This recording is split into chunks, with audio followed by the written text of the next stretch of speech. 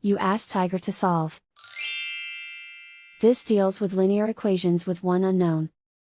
The final result is x equals 1 over 5. Let's solve it step by step. Swap sides.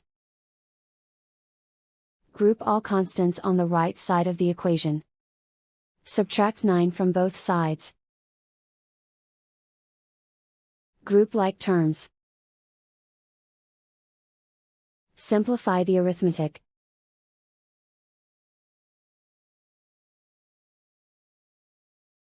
Isolate the x. Divide both sides by -5. Cancel out the negatives. Simplify the fraction. Cancel out the negatives.